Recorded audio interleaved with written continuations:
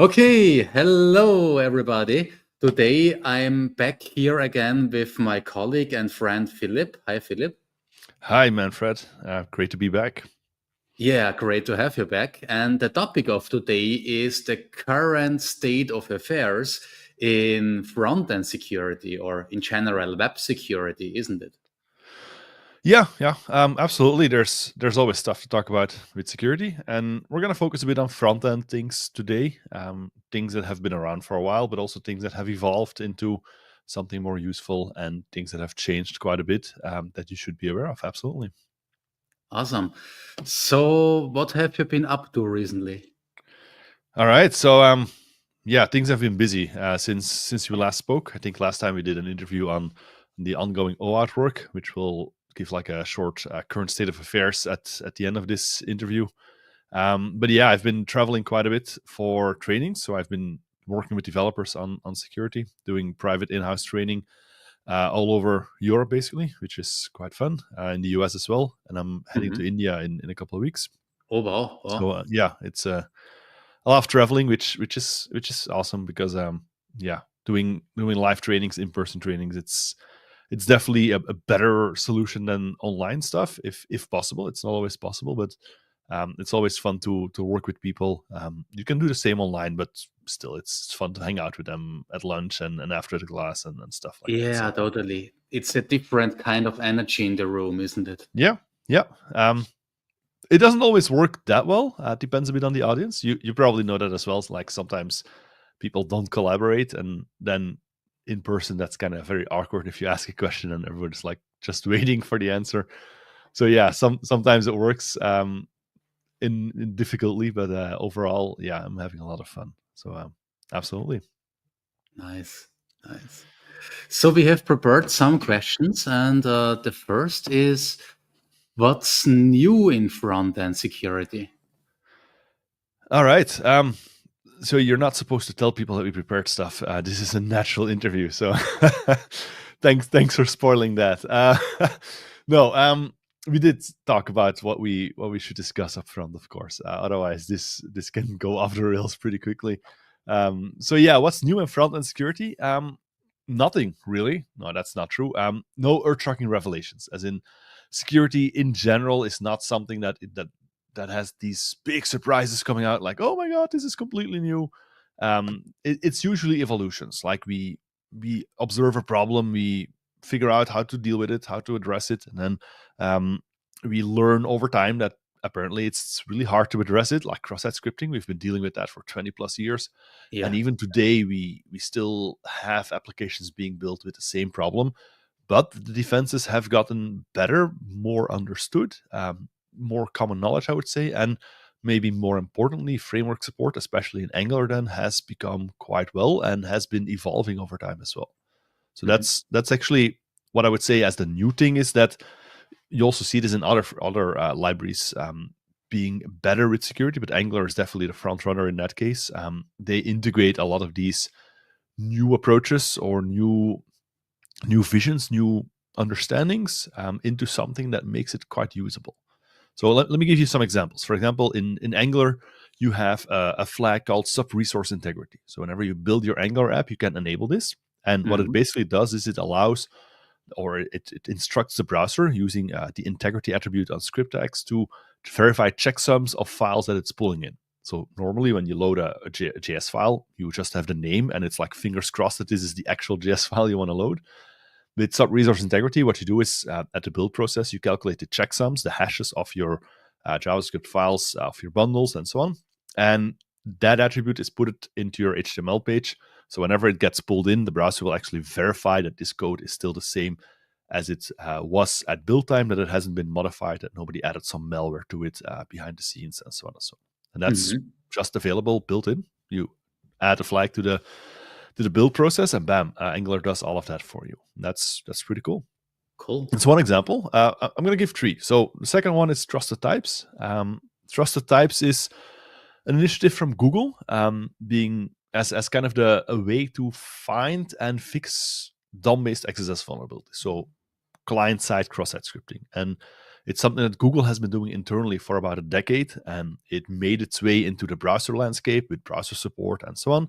And Angular, being closely related to the Google security teams, they added support for trusted types in Angular. So to enable this, all you need to do is enable trusted types. And if you're doing Angular quite right, then things magically work and you're basically good to go. And it doesn't take you much effort to get that up and running. And to be honest, that's the way security is supposed to work. Like if you know what it does and it takes you very little effort to do it, then that's a win-win. And that's how we make security work.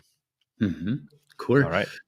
So let's switch the perspective a bit to the perspective of an attacker. So what could an attacker do that works without having trusted types or without having sub-resource integrity?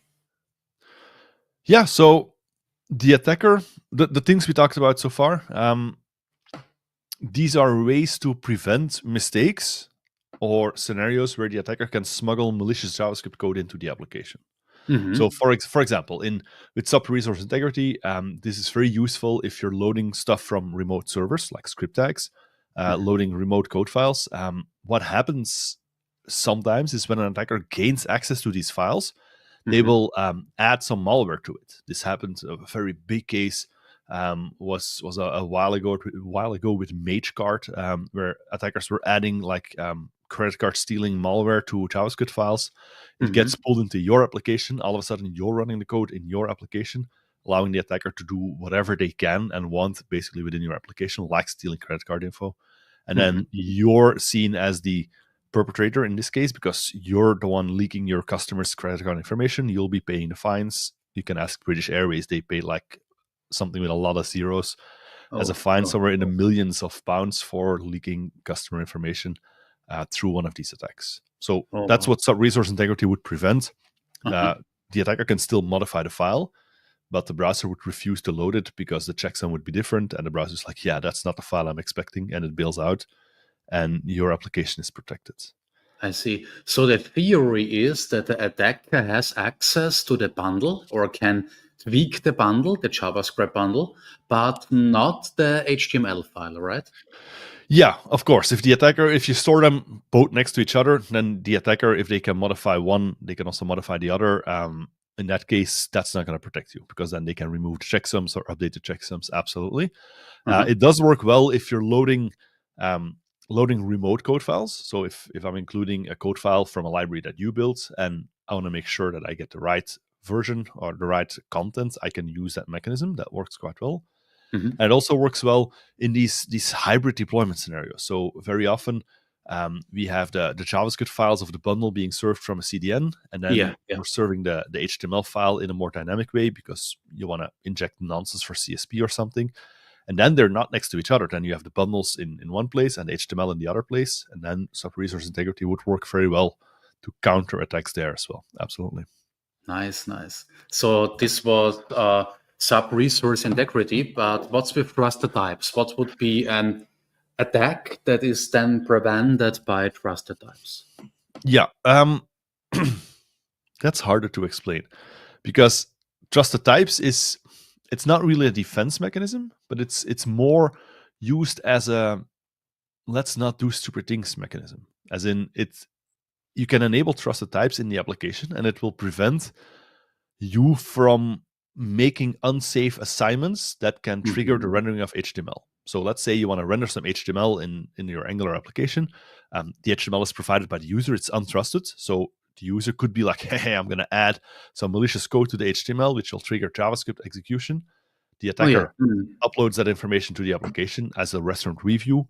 You visit that restaurant review as the user, and the code now executes in the application in your browser, and you become the victim, and so on and so on. What does trusted types do? Trusted types will basically require you, whenever you assign something to inner HTML behind the scenes, it can't be a string anymore. So you can't just drop a string in there and make it work. It has to be a trusted HTML type. That's what it does. It's basically like a type system for inner HTML where string-based assignments are a big no-no, as in the browser will not do that anymore. And you always have to make it trusted first. And then the question is like, how do you make it trusted? And the way to make it trusted in Angular is by using the Angular mechanisms, like the Angular inner HTML property, will run things through the Angular sanitizer, which will mark things as trusted when it's done, allowing the assignment. So if you do the right thing, then trusted types will not really do much for you. However, if your code base has some weird snippet somewhere that you copy pasted from ChatGPT without really knowing what it did, and it works, so all is good. But it does an unsafe assignment, either through some unsafe Angular mechanisms or not unsafe, dangerous Angular mechanisms, or maybe using the actual element with the inner HTML property in the DOM API. If you do that with trusted types enabled, it's going to fail because the browser is like, oh, you're assigning something here, which is a string, and I don't want that. That's not good. And that's what trusted types does. And you could run it in production, but for me, as a security person working with developers, I think the value there lies with using this in development, during development, because you're testing the application, you're running your tests and so on, and trusted types is enabled. And if you do something unsafe, it's going to blow up. And it's going to remind you like something is wrong here. And that will trigger you to go there, look at what you're doing. It's like, oh yeah, whoops, that shouldn't have been a string assignment. And then you can properly sanitize it before you do it. And that's basically how this would work in practice. Awesome. This brought up nice memories. I think it was more than 25 years ago in the late 90s. I had this friend or contact who always entered some JavaScript code in the guest books on websites. So I think for younger people, we have to explain that back then, for some reason, no one really knows, website had guest books, and yeah, he always entered JavaScript code like "you are boned" or something like this with an alert, and he really found that this is funny. But obviously, besides funny things, you can really do really dangerous things like stealing data and so on. And yeah, this is absolutely. So now we're also leaking our age, right? Late 90s. Now we're leaking our age, so people can figure out when we were alive. Yeah, absolutely. Yeah, totally. Yeah, that whole thing went wrong, right? You know about the first like JavaScript based worm with MySpace. You probably heard about that story. So somebody figured out they could update their MySpace profile, which was like the precursor of Facebook for young people. You could like add customize your profile, and it would change the look of your page and so on. And Sami Kamkar, he added like some JavaScript code, and the JavaScript code would automatically if you were watching his page, you would automatically send a friend request to him so he could get more and more friends. And that's one thing it did, which is okay, yeah, funny. And then the second thing is it installed the same code to in your profile to make whoever was watching your page send a friend request to him, which is like, okay, yeah. But that's kind of a self-spreading thing. So everybody who visits their page, their own page would be updated with that code as well. And then everybody who visits that page would get the same code in their page. And it kind of started exploding. And eventually it went out of hand. Like in 2 days, it just kept growing and growing. And they had to shut MySpace down. They had to literally stop the website, go into the code, the data, clean up all the profiles, and then bring it back online. Because if you miss one, it just starts spreading again. Yeah. Oh boy. Yes. Sounds funny unless you actually did that because, well, they went after him. They found who he was, and he got convicted for that. And so, yeah, it was not a joke. I don't think he went to jail, but he got he couldn't touch a computer until he was 18 or something and stuff like that. So, yeah, they did not mess around with that. Okay, so it's even more severe than going to jail, than touching a computer. Yeah, I'm not sure which one is worse, but yeah, might be the case. Okay, cool. So this was about web security in general. So what's now with Angular specifically? Is there anything new? Yeah, Angular specifically, like I said, Angular is evolving, which is good. And one of the recent things they added to Angular is called Auto CSP. You may have heard about it. I think this was Angular 19 or something, so it's very, very recent. And Auto CSP is kind of an evolution of content security policy. So we haven't really talked about CSP yet. It does take me like 90 minutes or something to fully explain it, so I'm not going to do that here. I do that in my security courses, but CSP would give you like a second line of defense against this malicious code execution, basically trying to block the code from the attacker from executing and protecting your application. That is the goal of CSP. CSP itself has evolved over 15 years now. into something very useful, with very smart mechanisms to enable legitimate code while blocking illegitimate code and so on. So that's awesome.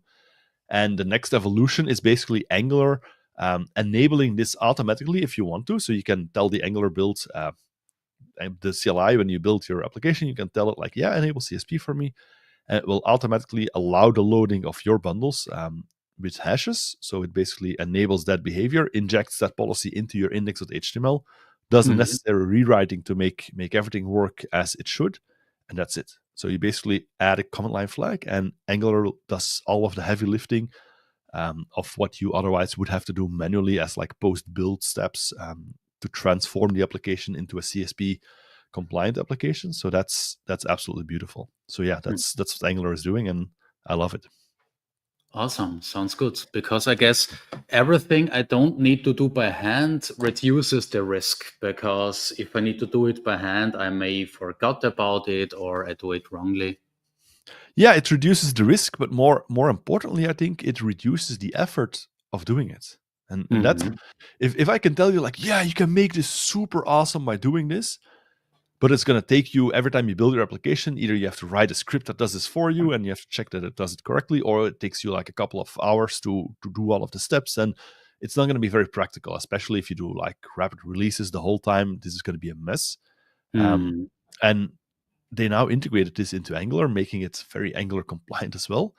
And that means that once you understand what this does, that's why I have CSP in my courses. I explain the whole mechanism behind it, how it works. And then at the end, it's like, now we know all of that. Here's how you do it in Angular. Bam, done. And that's basically it. It's like an hour and a half of understanding CSP. And then it's like, oh yeah, I can do all of that with one command line flag. Bam. Wow, that's awesome. Nice. But if you don't know what it does, then it might run or cause a problem for you, or you may not exactly know how to configure it for your specific use case. And then you're going to end up not using it. So it's a matter of understanding how it's supposed to work, and then enabling it becomes very easy and should be a straight, smooth sailing from that point forward. And just to sum up what CSP is about, if I got it right, it's telling the browser that, for instance, we are only allowed to load this or that script or scripts from our own origin or from this list of origins. Is that right? Yes. Roughly speaking, that's correct. But what you're describing is CSP level 2, which is kind of outdated today. So you're supposed to use other mechanisms to approve scripts. But the idea is your application has JavaScript, your JavaScript that you wrote as a developer, that has been either packaged in your bundle or you're loading it from a remote host, whatever. And the idea of CSP is, let's enable those scripts very explicitly. Let's have a policy saying these scripts are allowed to execute. And then if anything else tries to run, that gets blocked. So to come back to our story from earlier with the restaurant review, let's say that we have a CSP policy, our application will run. I create a restaurant review, which is my training app, by the way, a restaurant review in the application. You visit that. The attacker's code is going to be there. It might try to execute. The browser's parser sees like, oh, here's JavaScript. But then the CSP policy I deployed, or that was deployed on the application, says like, this is not legitimate code. And the browser's like, whoops. And it stops the script from executing. So the browser finds it, is looking into running it, but then CSP says like, this is not a valid or legitimate script, and it blocks there. So the browser doesn't continue, and the attack is not going to happen. The payload is there, the malicious code is there, but because of CSP, it doesn't execute, and that's the protection that it offers. Cool. So another topic we are both into is OAuth 2. And I think you've done several things in that area in the last months. Yeah, absolutely. We talked about this earlier as well, right? I think we did a previous interview only on this topic. So yeah, OAuth is it's almost OAuth 2.1, by the way, but that's pretty cool. But OAuth for frontends is quite a complicated topic. That's what always happens with the web, right? It starts out with these beautiful ideas. You can see that with CSP as well. It started out as this beautiful idea, like, yeah, that sounds pretty cool. And then you try to apply it to web applications, and then it gets like an absolute mess and complicated and so on. And that's what happened with OAuth as well. So the original OAuth was built before single page applications, right? Single page applications were the thing. We had some JavaScript and Ajax, but that's about it. And then we built these JavaScript frontends and we made them OAuth clients, right? You can make your JavaScript frontend, talk to the authorization server, it obtains tokens, it can call APIs with these tokens and so on. And then the work started looking into the security properties, especially when an attack happens with malicious JavaScript, like one of these cross-site scripting attacks, if they can happen, and history shows us that they do happen in frontends quite a bit. If they can happen, what can the attacker do? And of course, the first idea or the first thing you think of is like, oh my God, my tokens. We have to protect our tokens because the attacker might steal them, and then the attacker can call the API in the name of the user, and it's going to be a mess and so on. And that's kind of where things stagnated for a while. And when I jumped on board of this work, I work a lot on front-end security. I started drafting other scenarios. Like, what if instead of just stealing tokens, the attacker would use an iframe in the application, a hidden iframe, and run an OAuth flow in that iframe? Then the attacker can obtain a new set of tokens. Now the application has tokens and the attacker has tokens. And that's kind of a problem as well. And that resulted in working out like a very detailed threat model for OAuth in frontends, and something I also added to the specification. So there's an RFC on this topic that is almost final. So in a couple of weeks or months, let's say months, that's probably safer. It's going to be an official RFC with an official number, which is pretty cool.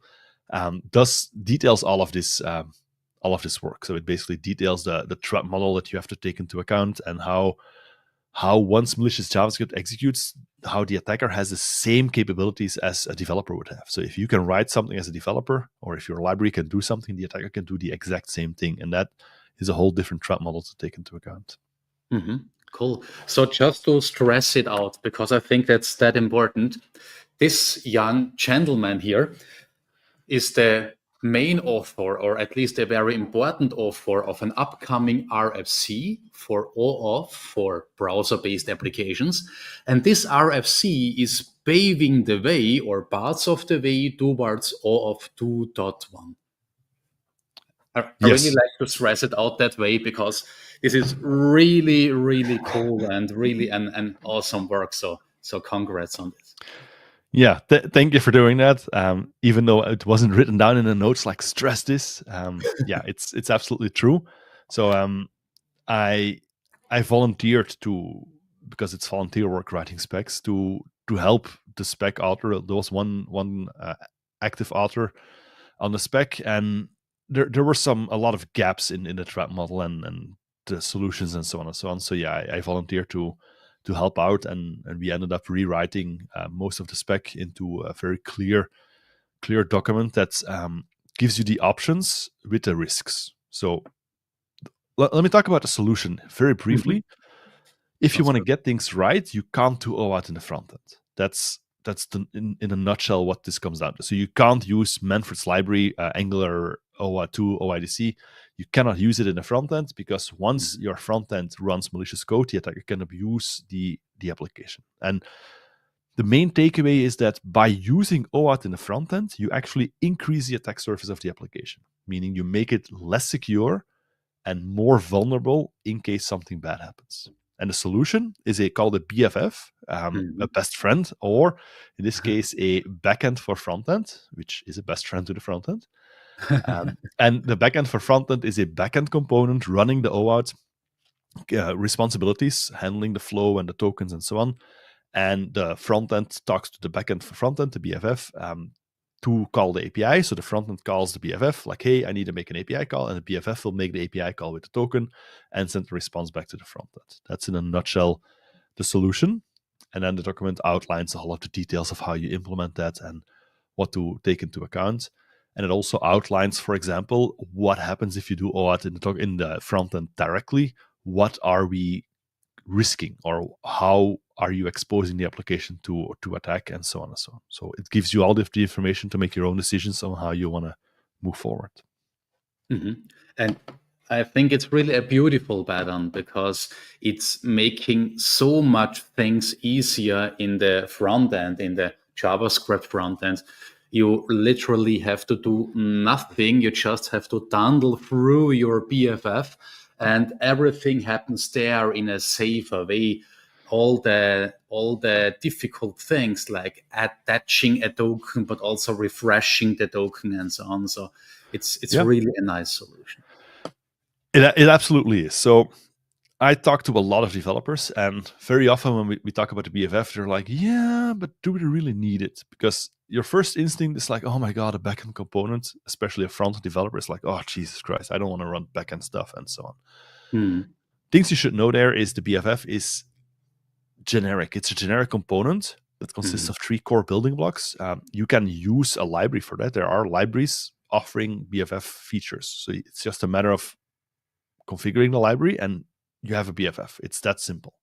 The second thing is, and that happened recently, I talked about this and somebody came up to me after the conference and said like, yeah, man, we transformed our application to the BFF and my front end got so much easier. It was awesome. I could just delete whole parts of code like, yeah, whoop, take it out. And in the end, the front end gets a lot easier. And there's a lot less of these nasty details to deal with. There's no more iframe-based flows. There's no more third-party cookie blocking that might cause issues. And yeah, it actually makes things easier. All you need is you need to take the jump, the leap of faith, let's call it, of going towards the BFF. And once you've done it and you look back, you're going to be like, oh yeah, this was a good choice. That's absolutely. Yeah, now you're stuck. Now you are away. Something happens to the internet. Oh, no, you are back. Okay. All right, good. So perhaps you can repeat the last sentence. At least in my case, it was not there. Yeah, my last sentence was, "Am I unstuck?" Okay. I see. So then the ban ultimate one. Yeah, for me, the moment you said like now you're stuck, I was actually just wrapped up. So just in case you missed the last part, I said that it's about taking a leap of faith, basically. So at first glance, BFF seems like adding more complexity, but if you take the leap of faith and you go towards the BFF and you implement everything, your front end does become a lot easier. And I am 100% convinced if you look back at the whole process and you look at where you started from and where you're now, that the only conclusion is like, yeah, this made things a lot easier on the front end. It made things a lot more secure, and it's going to be worth it in the end. That's it. It just takes a bit of courage to make the jump because it seems more complicated than it is. I went through the same process, and now I'm really happy that I'm over there with backend for frontends. All right. Cool. Awesome. So where can we learn more about all of this? Yeah, on the internet. That's the generic answer. No, very concretely, I run security classes. Actually, there's 2 important ones. The first one is the Angular security workshop that we have been running together for like a long time, 5+ years, I think, something like that. So the Angular security workshop talks about all of the Angular stuff.